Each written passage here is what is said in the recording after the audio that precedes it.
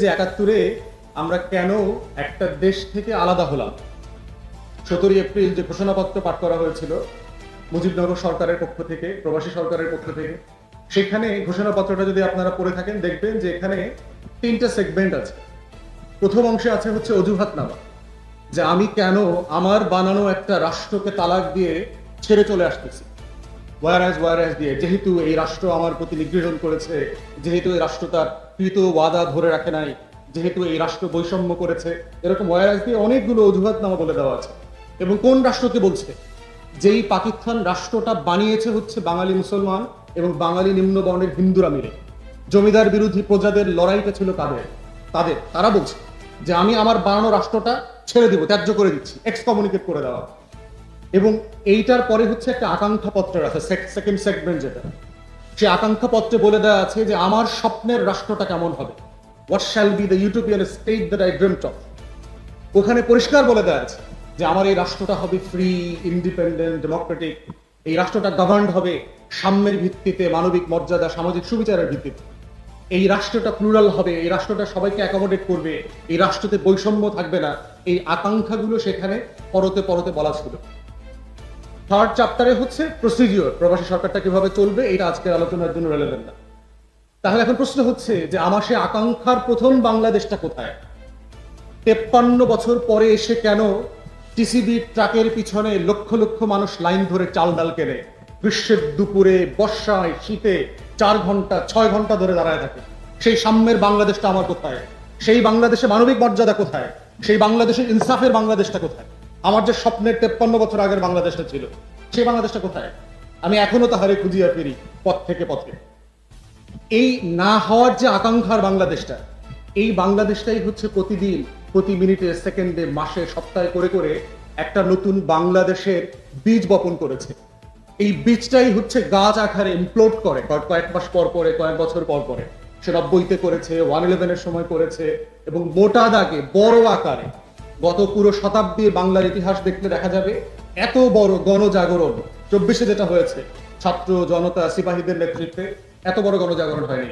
বদরুদ্দিন ওমর, বিশিষ্ট বামতাত্ত্বিক, উনি বলেছেন যে ওনার জীবনের ৯৩ বছর বয়স হয়ে গেছে, উনি এই আন্দোলন সংগ্রামের অনেকগুলো সাক্ষী, পাকিস্তান আন্দোলন থেকে শুরু করে।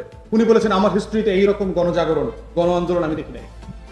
তাহলে এই যে অপ্রাপ্তির বীজগুলো, এই যে অপ্রাপ্তির যে স্নোবল গুলো মোটা হতে হতে একটা হিমালয়ে পরিণত হয় এবং পড়ার পরে হচ্ছে ইমপ্লোড করে একটা বিভিন্ন নামে, বিভিন্ন ব্যানারে, বিভিন্ন সময়ে, বিভিন্ন প্রজন্মের নেতৃত্বে। এই জন্য হচ্ছে বাংলাদেশ ২-এর আলোচনা যখন আমরা করছি, আমার বাংলাদেশ ২-এর স্বপ্নটা খুব পরিষ্কার করে বুঝতে হবে, বিশেষ করে তরুণদেরকে, যারা ২৪-এর গণ আন্দোলনের নেতা নেতৃত্বে ছিলেন, আন্দোলন করেছেন, সংগ্রাম করেছেন, জীবন দিয়েছেন। আপনাদেরকে বুঝতে হবে যে আমার প্রথম বাংলাদেশটা কেমন ছিল, কোথায় কোথায় ফেল করেছে, গাড়ির কোন কোন স্ক্রু ড্রাইভার ফেল করেছে। ওটা বুঝবাটাই হচ্ছে ডায়াগনোসিসের মতো। Diagnosis is the half of the treatment. যে আপনি তখন দ্বিতীয় বাংলাদেশের রূপকল্প, চ্যালেঞ্জ, স্বপ্ন, প্রত্যাশা এগুলো নিয়ে কথা বলতে পারবেন। তো সেই জায়গায় দেখেন, মোটা দাগে যদি বলি, আমার কাছে এটা একান্তই subjective assessment of the situation, যে আমার কাছে মনে হয়েছে আমাদের প্রথম বাংলাদেশে ২টা মোটা দাগে ফেইলিয়ার আছে। প্রথম ফেলিয়ার হচ্ছে যে সাকসেসিভলি এই রাষ্ট্রটা যারা পরিচালনা করেছেন তারা কখনো এই রাষ্ট্রটাকে রিপাবলিক করতে চান নাই। কিন্তু আমার আকাঙ্ক্ষা পত্রে বলা ছিল, আমার ঘোষণাপত্রে বলা ছিল যে আমি কি করতে চাই, we thereby propose a free and independent people's republic of Bangladesh. এটা বলা ছিল, রিপাবলিক বলা ছিল, জমিদারি বন্দোবস্তের কথা বলা ছিল না, বংশীয় ডাইনাস্টিক মিসনোমারের কথা বলা ছিল না। তাহলে আমার রাষ্ট্রের ফেলিয়ার হচ্ছে যে আমি এই রাষ্ট্রটাকে রিপাবলিক করতে পারিনি। Successive failure. এক্সেপ্ট শহীদ প্রেসিডেন্ট জিয়াউর রহমানের ৩.৫ বছর ছাড়া বাংলাদেশে কেউ সিরিয়াসলি এই রাষ্ট্রটাকে জনগণের রাষ্ট্র বানাতে চায় নাই। জমিদারি বন্দোবস্ত করে রাখছে, আমার বাপ দাদা সম্পত্তি বানায় রাখছে। এবং সেজন্যই আপনারা তরুণরা বারবার এই স্লোগানটা দিয়েছেন, দেশটা কারো, বাপের নেই। এটাই হচ্ছে আপনাদের অ্যাসপিরেশন। ওই যে ৭১-এর আকাঙ্ক্ষা আপনারা না জেনেই স্লোগান দিয়েছেন, কারণ আকাঙ্ক্ষার জন্ম হয় এখানে ইতিহাসের বইয়ে না। আকাঙ্ক্ষার জন্ম হওয়ার পরে ঐতিহাসিকরা সেটা লেখেন, বইতে ছাপান। অতএব ওই মুক্তির আকাঙ্ক্ষা নিয়ে যারা লড়াই করতে গিয়েছিল, আমার কৃষক, আমার শ্রমিক, আমার টং দোকানদাররা, সেই মুক্তির আকাঙ্ক্ষাটা আপনাদের প্রজন্মে আপনাদের ভাষায় করে আইটিতে, ফেসবুকে, ইউটিউবে, মোবাইল ফোনে, আইফোনের মাধ্যমে চলে আসছে। একই আকাঙ্ক্ষা, বেঁচে থাকার আকাঙ্ক্ষা, একটা বেটার ড্রিম দেখার আকাঙ্ক্ষা, একটা সিকিউর বাংলাদেশের আকাঙ্ক্ষা। তো সেইখানে আমাদের ফেলিয়ার হচ্ছে বাংলাদেশের, যে এই রাষ্ট্রটাকে আমরা রাষ্ট্র বানাইতে চাই নাই, আমরা জমিদারি বানাইছি। এবং দেখেন এক্সাম্পল তো, এই জমিদারির এক্সাম্পল, আমি তোমাগর ঘরে ঘরে মোবাইল দেই নাই, আমি তোমাগর ঘরে ঘরে ইন্টারনেট দেই নাই, কইছে না? ওর বাপের টাকায় মোবাইল কিনছেন, ওর বাপের টাকা দিয়ে টপ আপ করেন ইন্টারনেট। তাহলে এই অ্যাটিটিউড টাকা ওর বাপের টাকা দিয়ে ও দেশ চালাইছে। পদ্মা সেতু যে বানায় বারবার কয় আমি তোমাকে লাগিয়ে এই যে পদ্মা সেতু বানায় দিছি না, অ্যাটিটিউডটা দেখছেন? আমি বলে আমি ইন্টারন্যাশনালি আপনারা দেখবেন যখন হেড অফ স্টেটটা কথা বলে, নিজের কথাটাও উই দিয়ে বলে। This is a respect to the nation. কারণ কোন হেড অফ স্টেট ওর বাপের জমিদারি বেচা ডেভেলপমেন্ট করে না, ট্যাক্স পেয়ারদের টাকায় করে, মানুষের টাকায় করে, জনগণের টাকায় করে। কেউ হলো সমবায় সমিতির প্রধান। তাহলে অ্যাটিটিউডটা কি জমিদারি অ্যাটিটিউড, আমি দিছি। এই জমিদারি অ্যাটিটিউডটা হচ্ছে প্রথম সংকট। দ্বিতীয় সংকট কি আমার রাষ্ট্রের মোটা দাগে বড় ফেলিয়ার হচ্ছে আমরা কেউ নাগরিক। আমরা যারা আছি না, এই বাংলাদেশের বেশ কোটি মানুষ, আমরা বাংলাদেশে থাকি কিন্তু নাগরিক না, বাসিন্দা। বাসিন্দা এবং নাগরিক এই দুই শব্দের পার্থক্য বোঝার মধ্য দিয়ে হচ্ছে রাষ্ট্র রিপাবলিক হয়, আপনার অধিকারের ন্যায্যতা রাষ্ট্র আপনাকে দেয়, এটা সোশ্যাল কন্ট্রাক্ট।